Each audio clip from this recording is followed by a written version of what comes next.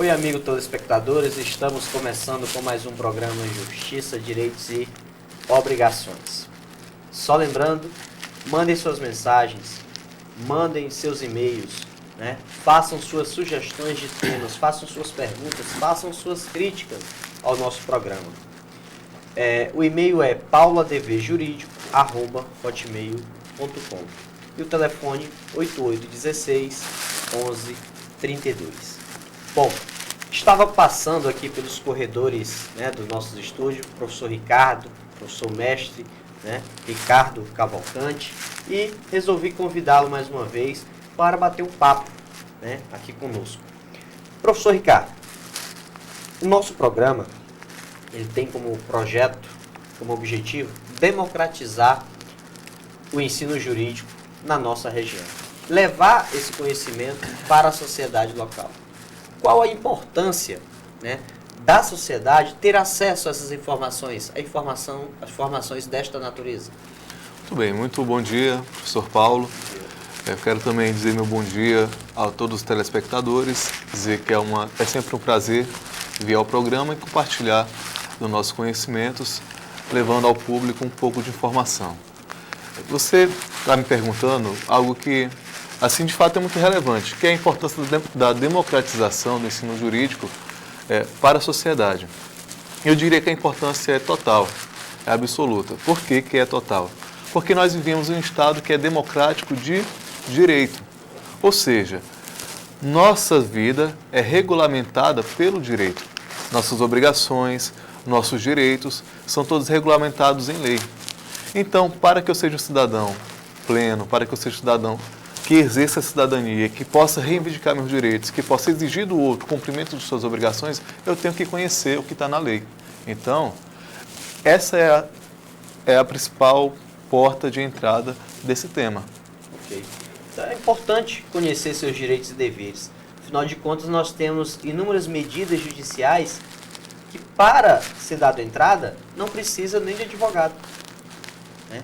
Então, não precisaria aí o cidadão ser intermediado por um terceiro para buscar determinados direitos. Nós temos o exemplo dos juizados, não é isso, doutor? Que não precisa, né, em ações até 20 salários mínimos, não precisa de advogado. Agora, é lógico, o advogado ele tem uma capacidade técnica, ele se preparou para aquilo, né? Você estará muito bem assistido, muito melhor assistido e representado por um advogado. Mas, em determinadas questões, a sociedade, tendo conhecimento de seus direitos, de onde buscar seus direitos, de até onde vai seus direitos e seus deveres, ela não necessitaria de intermédio de terceiros, às vezes informações úteis do dia a dia, como pedir um DPVAT, por exemplo, seguro DPVAT. Então, nós temos diversas informações que a sociedade não tem acesso, né, por simplesmente desconhecimento, não buscar. Mas, voltando mais especificamente para a sua área, professor Ricardo, no caso do direito empresarial, qual a importância de uma assessoria jurídica, né, para o empresário, né, para aquela pessoa que exerce uma atividade empresarial? Ele precisa de assessoria jurídica? Muito bem. O empresário é alguém que exerce uma atividade que se relaciona com o poder público, se relaciona com várias esferas do direito, como o direito do trabalho, o direito do consumidor. E como nós estávamos falando, todas elas repercutem em direitos e obrigações para esse empresário, certo? Então, um empresário ou uma sociedade empresária que não está bem assistida do ponto de vista jurídico, ela pode acabar sendo muito mais onerada em virtude de demandas judiciais que vão recair sobre ela, porque ela não se preparou para agir conforme a lei, certo? Então, uma sociedade empresária que é assistida por uma assessoria jurídica, ou que tem um advogado contratado especificamente para lhe assistir, essa assessoria provavelmente lhe dará as condições de formar toda uma estrutura de prevenção em relação a determinados conflitos. Então, na esfera trabalhista, por exemplo, em que o empregador, em regra, na relação processual do trabalho, vai estar em desvantagem, porque ele sempre vai ter o ônus de provar o que está alegando, para que ele se prepare para isso, uma eventual demanda trabalhista, e se ocorrer, para que ele esteja munido das condições de responder com autoridade àquela demanda, O que vai dar condições para essa preparação é uma assessoria jurídica bem feita, bem detalhada, também em relação às questões de consumo. Muitas delas, diante de uma boa assessoria jurídica, podem ser resolvidas antes mesmo de ir ao judiciário. Então, no caso, o objetivo seria aquele profissional, aquela assessoria iria se antecipar aos problemas que futuramente poderiam surgir na empresa? Exatamente, porque muitas vezes a gente pensa no papel do advogado apenas como aquele que vai nos representar dentro de um processo litigioso. Mas o advogado ele é preparado para assessorar também, no sentido de preparar e prevenir em relação a determinados conflitos. Então, quando você está bem orientado, fundamentado na lei, você fica preparado contra as demandas que podem surgir em relação às várias esferas que você trabalha. Aí nós temos a esfera administrativa, fiscal, do consumidor, trabalhista, certo? E pense no seguinte, em todas essas situações, uma demanda que surpreende o empresário, se ele não está bem preparado, com certeza vai mexer no capital de giro daquele empresário, certo? Ou seja, a descapitalização desse empresário pode levar ele a uma situação de crise econômico-financeira. Então, se ele já está assessorado por uma sociedade de advogados ou por algum advogado, o que vai acontecer? Ele vai evitar uma surpresa, uma desoneração abrupta no seu capital de giro. E, portanto, vai manter com mais regularidade a sua atividade. Ok. E pequenos empresários?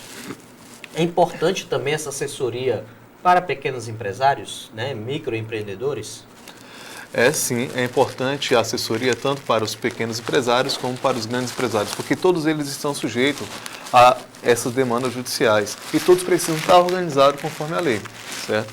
A questão que nós temos que perceber será que o mercado oferece para os microempresários, para os empresários de pequeno porte, uma assessoria que atenda às suas necessidades, que estejam ao alcance de sua possibilidade de pagamento? Então também é uma questão que tem que se discutir, né? E de que forma também essa assessoria pode chegar ao pequeno empresário, certo? Porque é uma assessoria que é importante, mas que muitas vezes para o microempresário, talvez os custos dela, ele não consiga, a princípio, estar preparado para arcar com esses custos. Ok.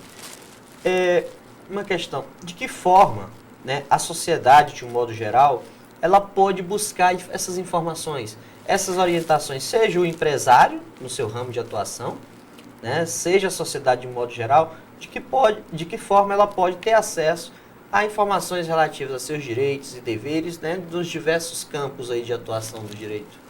Olha, você trouxe uma questão assim muito importante quando falou do microempresário. E aqui, eu sou professor, você é professor, né, então nós sabemos também que, dentro dessa perspectiva, seria importante projetos de extensão, certo, das universidades, das faculdades, que levassem essa informação jurídica a esse micro e pequeno empresário que às vezes não tem acesso a essa informação. Porque na realidade dele, apesar de que é importante ele estar orientado, o porte econômico financeiro dele às vezes não faz com que aquilo seja uma prioridade, certo? Apesar de que seria útil demasiadamente que ele tivesse essa assessoria. Então, como é que a sociedade como um todo pode ajudar? Eu acho que é a partir dos projetos de extensão dos cursos de direito, né? Porque nós temos vários estudantes de direito que vêm disciplina de direito empresarial, que poderiam associar-se com estudantes do curso de administração e fazer projetos que levassem essa informação para o micro e pequeno empresário, porque essa informação seria útil para que ele se mantivesse na atividade e evitasse esse tipo de conflito, certo? Seria uma forma de começar esse acesso a essa informação. E as faculdades, universidades de uma forma geral, elas têm esses tipos de projetos de extensão, né? A FACIMP, especialmente, ela trabalha com atendimento jurídico à comunidade, ela tem um núcleo de prática jurídica que funciona logo ao lado do seu campus, né? Lá se fazem diversos atendimentos, consultas, tira dúvidas e também o ajuizamento de ações. A FACIMP também realiza palestras em escolas, né, a respeito de determinado tema do direito.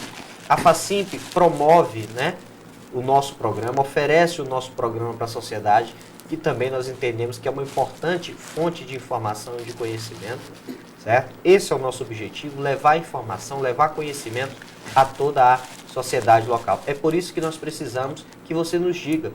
Digam para a gente o que você quer saber, qual a sua dúvida, né? O que você quer conhecer, qual a sua necessidade de conhecimento no campo do direito. Tá? Professor Ricardo, já adentrando mais especificamente a questão do empresário, né, com relação à sua inscrição, aquele que quer se formalizar como empresário, o que é que ele precisa fazer? Tudo bem. É importante falar que, à luz do direito empresarial, a atividade é considerada empresária mesmo antes do registro, certo? No entanto, aquele que não está registrado devidamente, ele está em uma situação de irregularidade. Portanto, ele está privado de vários acessos a garantias jurídicas que ele poderia ter, como, por exemplo, a recuperação judicial, se fosse necessária, o requerimento de autofalência, se isso fosse necessário, e também ele vai ter necessariamente vários problemas tributários, porque estando irregular ele não vai fazer a arrecadação devida, certo?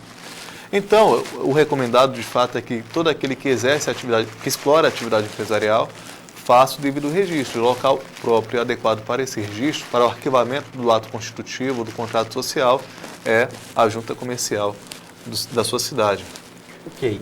Foi dito aí que antes mesmo da inscrição, ele já é empresário. Afinal de contas, quem é esse empresário? O que é preciso para que determinada pessoa seja considerado empresário? Bem, nós dizemos que ele já é empresário mesmo antes do registro, porque a teoria que foi adotada no nosso direito empresarial é a teoria da atividade de empresa. O que isso quer dizer?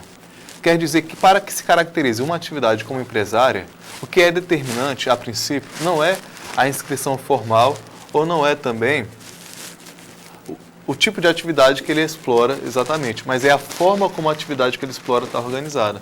Se ela é exercida com profissionalismo, com organização, com a intenção de circular produtos ou serviços dirigidos ao mercado. Isso que vai definir a atividade como sendo empresária e vai fazer com que as regras que eu vou utilizar para interpretar os seus contratos, para interpretar os conflitos jurídicos que venham a surgir, sejam as regras do direito empresarial e não as regras gerais do direito civil. Ok. Então, aquela pessoa que tem sua banquinha lá na calçada, lá ali no calçadão, tem uma banquinha onde vende diversos produtos de utilidade, capas para celulares, às vezes celulares, né, brinquedos, ali na calçada, como uma barraquinha. Ela é empresária? É importante essa sua pergunta porque nos permite, porque essa é a realidade de muitas pessoas, né? Inclusive, é esse o público ao qual se dirige a lei do microempreendedor individual, certo? Do ponto de vista da sua organização, no que diz respeito à teoria da empresa, essa pessoa ela não é considerada empresária ainda. Por quê? Porque nessa teoria, que é adotada pelo nosso Código Civil, o elemento organização dentro da atividade empresarial pressupõe uma organização complexa em relação a diferentes funções dentro de uma atividade, de modo que, para que a atividade ela exista como empresária, não seja necessário e dependente a presença daquele empreendedor. No exemplo que você disse, se aquele sujeito adoecer e não puder trabalhar, a atividade não continua, não é verdade? Então, por isso não é considerada empresária, porque uma atividade empresária ela deve continuar independente de aquele que teve a iniciativa de empreender poder estar lá ou não. Ou seja, é uma organização que tem funcionalidade própria, independente da presença daquele empreendedor. É obrigatório, no caso então, a presença de um terceiro? Né, que o empresário explore a mão de obra de outra pessoa para que ele seja considerado empresário, é um requisito? A princípio, o que é requisito é o modo de organização. O fato é o seguinte, que para que eu consiga estabelecer um modo de organização, necessariamente tenho que delegar isso em funções diferentes, que vão ser capitaneadas por pessoas diferentes. Nesse sentido, eu vou precisar da colaboração de terceiros na condição de empregados, certo? No entanto, não é impossível vislumbrar, no nível que nós temos atualmente de informação e informatização, que seja possível que se estabeleça uma organização empresarial, nesse sentido, que siga de um modo autônomo, a partir de meios de automação independente de outros sujeitos, pessoas físicas, estarem inseridos. Ok. Bom, amigo telespectador, o nosso tempo no primeiro bloco já está se encerrando.